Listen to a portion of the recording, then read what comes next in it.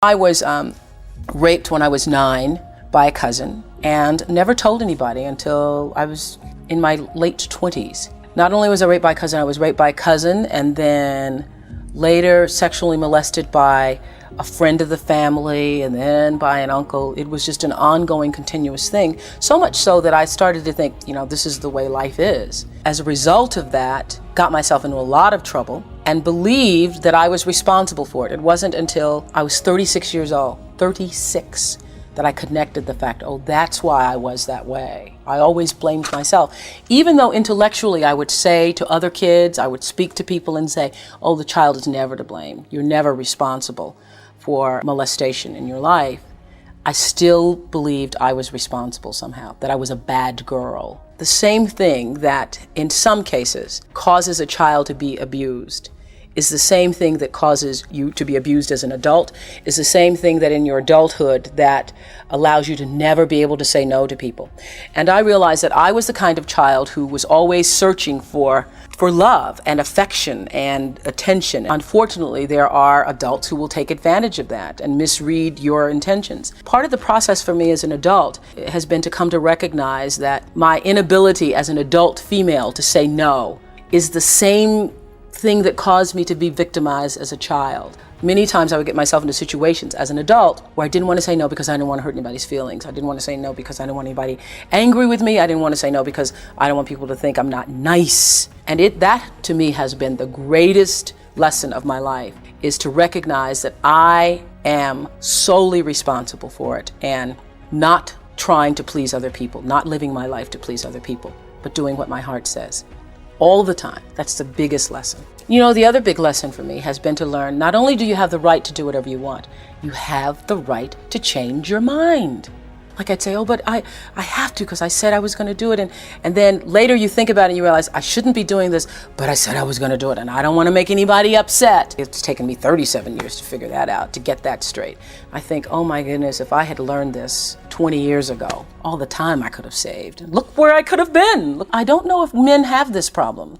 I think men who are, for instance, abused sexually or physically, that it manifests outwardly in some way, that their anger and their rage takes on a different kind of direction. I think women to a great extent, and I know many, many women who were sexually abused, internalize it and then allow themselves to abuse themselves later on in life. You just don't allow yourself to be all that you can be. Whereas a man will make it more external and will be angrier. I don't believe that anything happens without a reason. And in order to believe that is the truth, you have to believe it in all circumstances. If you're going to take responsibility for your life, then you have to take it in all forms. I certainly wish that I had been the kind of child who told the first time. And so because I wasn't the kind of child who did that, a part of my mission in life now is to encourage every other child who's abused. You tell, and if they don't believe you, you keep telling. You tell everybody until somebody listens to you. If nothing else, that's part of something good that came out of that experience for me. Because I don't want it to happen to another child. I don't want another child to be afraid of saying, this is what happened to me. I was living with my mother and living under circumstances that a lot of young children have to deal with today. And if you'd asked me at the time if we were poor, I probably would have said no, because when you are living it and you don't know anything else, you think that's the way life is. I think that success is a process, and I believe that my first Easter speech at the age of 3.5 was the beginning, and that every other speech, every other book I read, every other time I spoke in public was a building block. So that by the time I first sat down to audition in front of a television camera, what allowed me to read it so comfortably and be so at ease with myself at that time was the fact that I'd been doing it a while. If I'd never read a book or I'd never spoken in public before, I would have been traumatized by it. So the fact that we went on the air with the Oprah Winfrey Show in 1986 nationally, well, it's because I've been being myself since I was 19. I would not have been able to be as comfortable with myself had I not made mistakes on the air and been allowed to make mistakes on the air and understand that it doesn't matter. There's no such thing to me as an embarrassing moment. If I tripped and fell, if my bra strap showed, if I fell flat on my face, there's no such thing as an embarrassing moment because I know that there is not a moment that I could possibly experience on the air that somebody else hasn't already experienced. It's no big deal. I can't be embarrassed. I can't be embarrassed. You can laugh at yourself and you can make a mistake, and it's not the end of the world. You don't have to be perfect.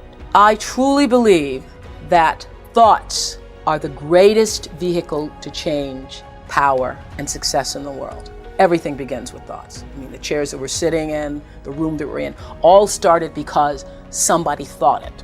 I thought up The Color Purple for myself. I read the book. When I heard that there was going to be a movie, I started talking it up for myself. I felt it so intensely that I had to be a part of that movie. I really do believe I created it for myself. I wanted it more than anything in the world and would have done anything to do it. It was all, I think, a part of the process of growth for me to recognize it can be done. I had done a movie called Beloved, a book written by Toni Morrison. I worked on that movie for 10 years, and then it came out and it bombed. For the longest time, when I would read that people had said it was a bomb, I would get clutched, because I couldn't even say the word bomb. I couldn't say it failed. It felt like at the time one of the biggest, disasters of my career. It felt like the saddest thing. It sent me into depression.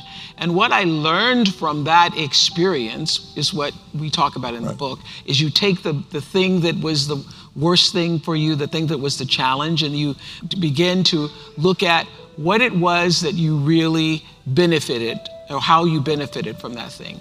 And what I learned from that Beloved experience, because at the time that it bombed, I went into depression about it. My former depression was eating macaroni and cheese for breakfast every morning. And about 40 pounds later, I was talking to a friend and they were saying, "So why did this take you down so?" And I said, "Because I just wanted everybody to feel about that movie the way I felt about it. I wanted people to understand that you could be an enslaved person, come through that, and still have love." And the person said to me, "Well, I felt that." I said, "Well, I actually wanted millions of people, not just you." And then I decided that from all of my work going forward, and that was in 1998 when it bombed, I would no longer be attached to the work. I would allow myself to detach from it and just offer whatever I was doing, offer it. I say, this is what I'm doing. This is what I would love for you to receive it in the manner in which I'm giving it. If you don't receive that, then the joy for me was in the giving of it. This is the other thing I think that's really important, and I've come to on my own. I just realized that you reach a point where you have to ask yourself, what is enough? What is enough? And, I live a really huge life surrounded by, and it was actually a goal of mine when I was first doing The Color Purple in 1985. I remember writing in my journal then that if I ever get enough money, I want a house surrounded by beautiful things. And so I have done that. I have achieved that over and then over and then over. And I look around and I say, okay, you got enough. It's okay. I'm satisfied. I have all the things that I need. And so now I can focus on how do I take what I know, what I've gained, who I've become in the world, and how can I use that in service to other people in a way that makes them happier. And that, for me, that's part of what this book is about. This is the thing. I remember years ago, during the Beloved period, actually, when I was being interviewed by a reporter, and then about a decade later, I ran into the same reporter. I didn't remember her, but she remembered me, and she said, yeah, I remembered you. I interviewed you during the Beloved. I said, oh, that was a time. And she said, but no, what I realize is that you're the same person, you just have become more of yourself. And I thought, I actually think that's right. I think that one of the reasons why I am so proud of myself is not just because I escaped apartheid Mississippi and was able to get an education and become successful in life. It's because I have paid attention. I have paid attention. I am a great observer of my life and the lives of other people. And every day on that show, it was a classroom for people who were viewing, but it was a major classroom for me. And so I learned by watching other people's dysfunction, their struggles, their triumphs, celebrating in their joys, about the meaning of life and what it means to live a full and engaged life. And I learned that One of the most important things that everybody is looking for is to be validated, to be seen, and to know that they matter. And that no matter who you are, Barack Obama, the first time he came on the show as senator, he finished the interview and said, "Is that good? Is that all right? Good for you?"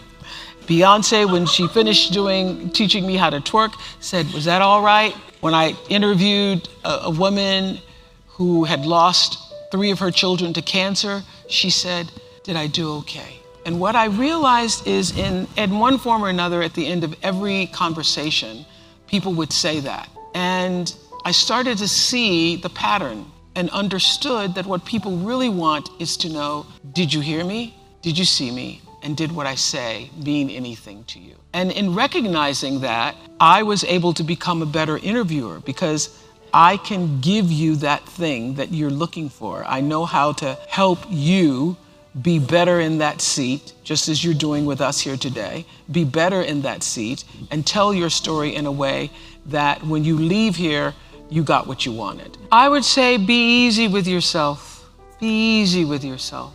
And it's all gonna work out, because one of the primary, I think, principles that has led me to success is intention.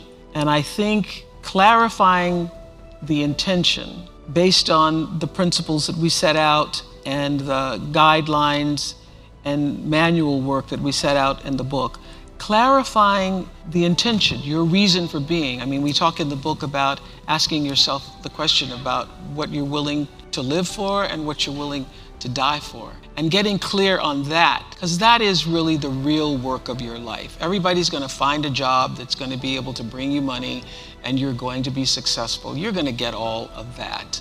But why were you really brought here? By whatever means you think you got here. Why are you really here?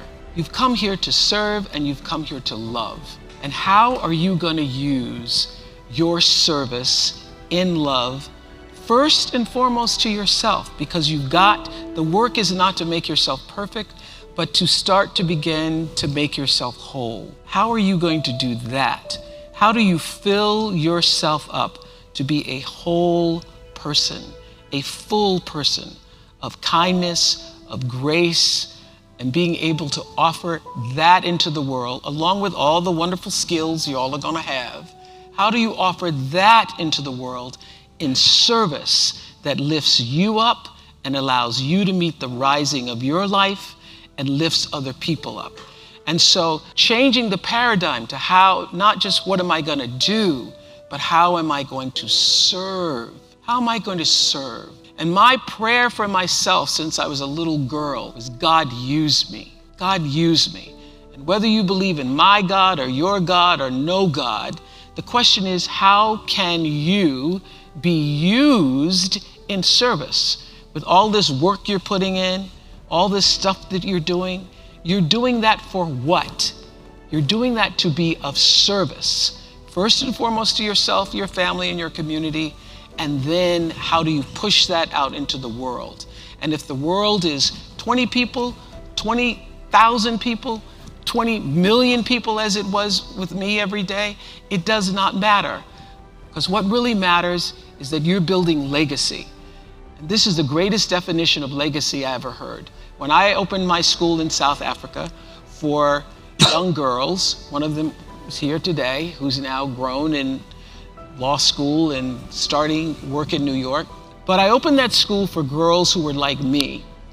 I grew up in rural Mississippi, no running water, no electricity. My grandmother and I on what I thought was a farm, and I went back and realized it was just an acre. It was so big in my mind, I went back, oh, this is not a farm. This is actually just a yard. When I was growing up there, I had a dream for myself. I remember being out with my grandmother washing clothes in a big iron pot, because we didn't have a washing machine, of course, and her putting clothes on the line and saying, you better watch me, because one day you're gonna have to learn how to do this for yourself. And I will tell you that the voice inside myself that all of us have, that feeling, that spirit, that inner voice, that voice at 4 years old said, this is not gonna be my life. But I had sense enough not to tell my grandmother. I had sense enough not to say that out loud, but I could feel inside myself, I'm not gonna be doing this. And it turned out to be true. But what I do know now is what Maya Angelou told me about legacy. When I came back from opening the school, I said, Maya, the school is going to be my greatest legacy. These girls are amazing, and I can't even tell you, the Oprah Winfrey Leadership Academy is going to be the great. She said, you have no idea what your legacy is going to be. I said, oh no, I'm telling you, it's going to be these girls. You should have been there. You should have seen it. She was making biscuits at the time, and she put the dough down. When Maya puts the dough down, get back. She said, I said you have no idea what your legacy will be, because your legacy is not your name on a building. Your legacy isn't even the lives of those girls, it's every life you touch. Your legacy is every life you touch, and you are building your legacy here and now. So everything that you do going forward, every life that you encounter and experience, and the way you treat yourself and the way you treat other people is building your legacy. So think about it in terms of the bigger goal and meeting the rising that is there waiting for you. And the fact that you've gotten here and all the things that you had to overcome means you've already won. So go forward, that's what I say. One of the challenges, especially when you're going through anything, is not allowing the emotions to take over you, and to be able to separate the feeling from who you know yourself to be, and being able to have that little space in between where you can be the observer of the feeling, when you can observe the feeling and not be absorbed by the feeling. You can feel it and then take the wheel for yourself. It's just like, when I was 8 years old, I memorized Invictus.